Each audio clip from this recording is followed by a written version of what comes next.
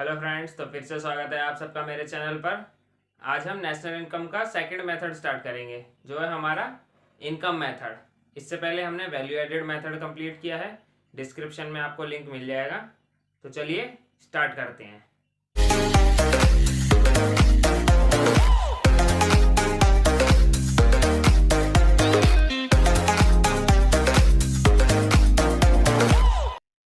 तो income method से आपको समझ में आ रहा होगा हम इसमें क्या कैलकुलेट करेंगे, इनकम। अब हमें ये देखना है आखिर इनकम कैसे कैसे जनरेट होती है। सबसे पहले हम इनकम, अगर मुझे पैसा कोई देगा, मुझे पैसा कोई ऐसे तो नहीं देगा फ्री में। जब मैं कोई सर्विस दूंगा तब मुझे पैसा मिलेगा। तो इनकम कब जनरेट जनरेट होगी, जब मार्केट में सर्विस होगी। ठीक है, देख लो अब। It measures income generated among factor of production. अभी फैक्टर ऑफ प्रोडक्शन क्या है, land, labour, capital and entrepreneur. और ये सारे क्या है, फैक्टर ऑफ प्रोडक्शन। और जो पेमेंट दी जाती है वो इन्हीं के लिए दी जाती है। जैसे कोई अपनी लैंड प्रोवाइड करा रहा है तो उसको क्या मिला जाएगा, उसको रेंट दिया जाएगा। ठीक है, जो हमारी लेबर होती है वो काम करती है, उसे वेजेस दिए जाते हैं। जो हमारा कैपिटल है उसके लिए इंटरेस्ट पेमेंट की जाती है। और जो हमारा इंटरप्रेन्योर है उसे क्या मिलता है, प्रॉफिट। ठीक है, in the form of rent, wages, interest, profit and compensation of employees. ये है हमारा वेजेस के लिए। ठीक है, ये वेजेस के लिए है। लेबर को दिया जाता है कंपनसेशन ऑफ एम्प्लॉइज।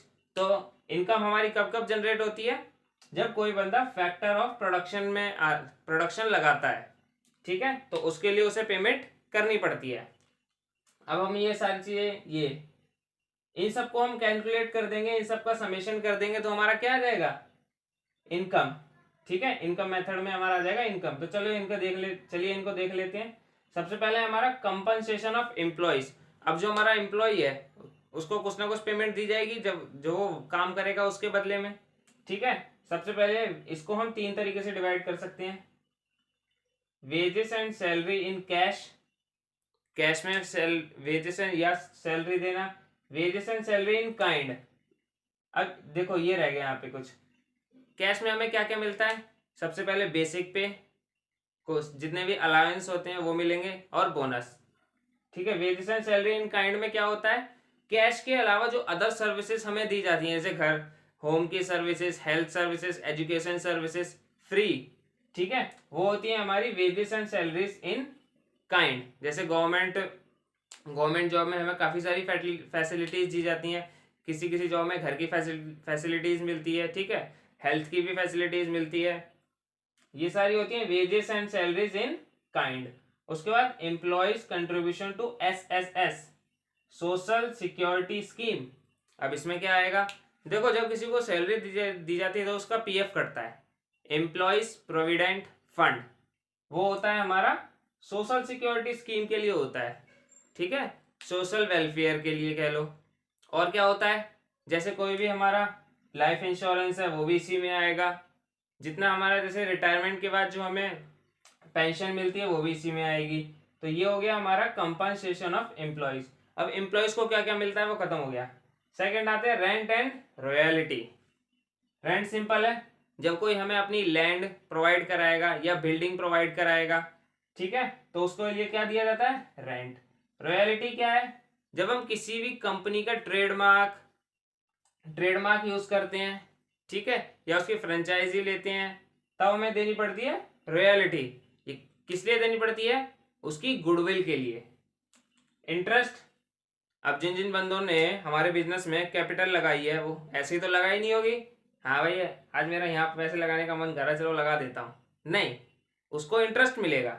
ठीक है, हर कोई बंदा अपना फायदा देखता है, ये ध्यान रखना। सेकंड लास्ट आता है प्रॉफिट।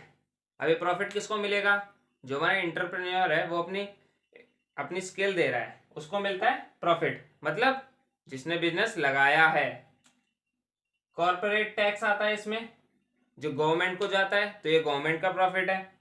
ठीक है, डिविडेंड, डिविडेंड किसको मिलेगा, जो हमारे शेयर होल्डर हैं उनको जो प्रॉफिट का हिस्सा दिया जाता है वो होता है हमारा डिविडेंड्स। अनडिस्ट्रीब्यूटेड प्रॉफिट, जो कंपनी ने टोटल प्रॉफिट कमाया उसमें से कुछ हिस्सा वो कॉर्पोरेट टैक्स दे देती है, कुछ डिविडेंड दे देती है, जो बचता है उसको कहते हैं अनडिस्ट्रीब्यूटेड प्रॉफिट। इसको रिटेन्ड अर्निंग भी कहते हैं कंपनी की। तो प्रॉफिट क्या होगा, corporation tax plus dividend plus retained earning, या कह लो अनडिस्ट्रीब्यूटेड प्रॉफिट। तो ये हो गया हमारा इनकम मेथड में हमें क्या क्या चीजें कैलकुलेट करनी है।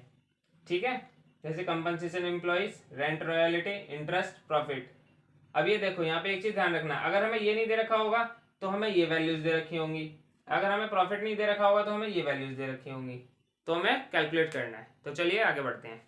तो अब देख लेते हैं जो हम इनकम मेथड से जो भी हम वैल्यू निकालेंगे वो क्या होगी हमारी domestic income, NDP at FC, क्योंकि हम अपनी डोमेस्टिक टेरिटरी की बात करेंगे, वही जितनी वहां पे इनकम जनरेट हो रही है वहां को कैलकुलेट करेंगे। तो वो क्या होगी हमारी domestic income, NDP at FC. अब देखो कंपनसेशन ऑफ एम्प्लॉयज आपको पता है, wages in kind, wages in cash and social security scheme में जो कंट्रीब्यूशन होता है। ठीक है, ऑपरेटिंग प्रॉफिट क्या है, जो बिजनेस के ऑपरेशन के लिए जितनी भी एक्टिविटीज हो रही हैं वो होता है हमारा ऑपरेटिंग सरप्लस, प्रॉफिट नहीं सरप्लस। अब इसमें क्या आता है, rent, royalty, interest plus profit. ठीक है, ये होता है हमारा ऑपरेटिंग सरप्लस। अब हम प्रॉफिट को फर्दर डिवाइड कर सकते हैं तीन हिस्सों में, corporate tax, dividend, retained earning. ठीक है, तो अगर हमें प्रॉफिट नहीं दे रखा तो हमें ये तीन वैल्यू दे रखी होंगी, कोई भी दो दे रखी है तो हम ये मान लेते हैं तीसरी वैल्यू जीरो है। अब ये मिक्स्ड इनकम क्या होती है, जो हमारी इनकम छोटे मोटे किसी अदर सोर्स से या अनरजिस्टर्ड सोर्स से हमें मिल जाती है वो होती है मिक्स्ड इनकम। ये तुम्हें डायरेक्ट मिलेगी मिक्स्ड इनकम। ठीक है, इसमें कोई ऐसा, इसको हम फर्दर डिवाइड किसी चीज में नहीं कर सकते। ठीक है, तो हमें ध्यान रखना है, इसको हम तीन भाग में डिवाइड कर सकते हैं, तीन पार्ट्स में। इसको हम ऑपरेटिंग सरप्लस को rent, royalty, interest and profit, और प्रॉफिट को भी फर्दर तीन चीजों में डिवाइड कर सकते हैं। ठीक है, तो अब देख लेते हैं, ये तो हमारा आ गया एनडीपी एट एफसी। अब हमें अगर निकालनी है national income, NNP at FC, तो हमें क्या करना है, डोमेस्टिक को नेशनल में चेंज करना है, तो क्या प्लस करेंगे, NFIA, net factor income from abroad. तो चलिए अब कुछ न्यूमेरिकल्स देख लेते हैं। तो फर्स्ट क्वेश्चन में हमें ऑपरेटिंग सरप्लस को फाइंड करना है। ऑपरेटिंग सरप्लस का क्या फॉर्मूला है, rent, royalty, interest and profit. चलो चीज देख लेते हैं, रेंट हमें दे रखा है 1000, रॉयल्टी, इंटरेस्ट एंड प्रॉफिट ये रहा, तो कितना हो जाएगा इसका टोटल 2520। ये है हमारा ऑपरेटिंग सरप्लस। ठीक है, सेकंड क्वेश्चन देखते हैं, इसमें हमें फाइंड करना है नेशनल इनकम। ठीक है, बट जो हमारा इनकम मेथड होता है वो हमें कौन सी वैल्यू देता है, एनडीपी एट एफसी। तो हमें क्या तीन वैल्यू फाइंड करनी पड़ती है इसमें, compensation of employee, operating surplus and mixed income. Mixed income हमें दे रखी है 1200। ठीक है, इसको हमने सबसे पहले लिख दिया। उसके बाद कंपनसेशन ऑफ एम्प्लॉय देखते हैं, वेजेस एंड सैलरी और एम्प्लॉयज कंट्रीब्यूशन इन एसएसएस। अब यहाँ देखो वेजेस एंड सैलरी हमें कैश और काइंड की बात नहीं करी गई है, टोटल हमें दे दी गई है। ठीक है, तो कितना हो गया ये 680। उसके बाद अब हमें ऑपरेटिंग सरप्लस फाइंड करना है। सबसे पहले रेंट कितना है हमारा 360, उसके बाद रॉयल्टी 200, ठीक है, इंटरेस्ट 120, प्रॉफिट 1000। अब देखो यहाँ पे हमें डिविडेंड भी दे रखा है, तो क्या हम इसे इंक्लूड करेंगे, नहीं करेंगे, क्योंकि प्रॉफिट का क्या फॉर्मूला होता है, कॉर्पोरेशन टैक्स, डिविडेंड, एक और चीज क्या होती है, रिटेन्ड अर्निंग, या कह लो अनडिस्ट्रीब्यूटेड प्रॉफिट, ट्रॉफिक नहीं, प्रॉफिट। ठीक है, तो हम सिर्फ प्रॉफिट को इंक्लूड करेंगे। ये कितना हो जाएगा 1680। अब हम इसका समेशन कर देंगे तो क्या आ जाएगा हमारा 8 and 6 15, 3560। ये कौन सी वैल्यू है, NDP at FC, net domestic product at factor cost, लेकिन हमें चाहिए नेशनल। ठीक है, तो हम क्या करेंगे, इसमें ये जो हमें NFI दे रखा है इसको ऐड कर देंगे, बट ये वैल्यू क्या है, नेगेटिव में, तो ये नेगेटिव हो जाएगा। तो क्या आ जाएगी वैल्यू इसकी, 3550। ठीक है, तो चलिए आगे बढ़ते हैं।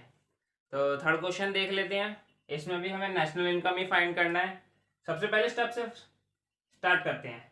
सबसे पहला स्टेप हमारा क्या होता है, कंपनसेशन ऑफ एम्प्लॉइज। अगर हमें डायरेक्ट वैल्यू दे रखी है जो कि नहीं दे रखी है, तो सबसे पहले हम देखेंगे हमारा wages and salaries. Wages and salaries 30,000। ठीक है, उसके बाद एम्प्लॉयज इन SSS दे रखा है 6,000, तो कितना हो गया ये 36,000। सेकंड होता है हमारा सरप्लस। ठीक है, कहाँ है हमारा, इसमें होता है पहले रेंट एंड रॉयल्टी 8,000 हमें दे रखी है। ठीक है, इंटरेस्ट हमारा कहाँ है, इंटरेस्ट 12,000। उसके बाद इंटरेस्ट के बाद हमारा प्रॉफिट कहाँ है, प्रॉफिट देखो अभी हमें प्रॉफिट नहीं दे रखा है, तो हमें वो फाइंड करना पड़ेगा। प्रॉफिट का क्या फॉर्मूला है, प्रॉफिट का क्या है, corporation tax, dividend and undistributed profit. कहाँ है हमारा कॉर्पोरेशन टैक्स, देख लेते हैं, ये रहा, टैक्स ऑन कॉर्पोरेशन प्रॉफिट 1000। ठीक है, डिविडेंड है क्या, हाँ डिविडेंड भी है, चलो 15 1 16,000 ये हो गया। और कुछ दे रखा है हमें, नहीं नहीं नहीं नहीं नहीं नहीं। ठीक है, कितना 16,000 हमारा प्रॉफिट हो गया, तो कितना हो गया ये 36,000, ये भी 36 हो गया। ठीक है, सेकंड वैल्यू हमारी। थर्ड होता है हमारा मिक्स्ड इनकम। मिक्स्ड इनकम हमें 20 दे रखी है, तो कितना हो गया ये 92,000। ठीक है, 6 6 12 1 13 3 3 6 7 8 9। ठीक है, 92,000 ये क्या आ गई हमारी value, NDP at FC factor cost 92,000। ठीक है, बट हमें चाहिए NNP एट FC, तो हम क्या करेंगे 92,000 में से माइनस करेंगे या प्लस, हमें डोमेस्टिक वैल्यू दे रखी है तो करेंगे प्लस। NFI है जो है हमारा 1000, नेगेटिव में वैल्यू है तो नेगेटिव हो जाएगा ये, तो कितना आ जाएगा 91,000।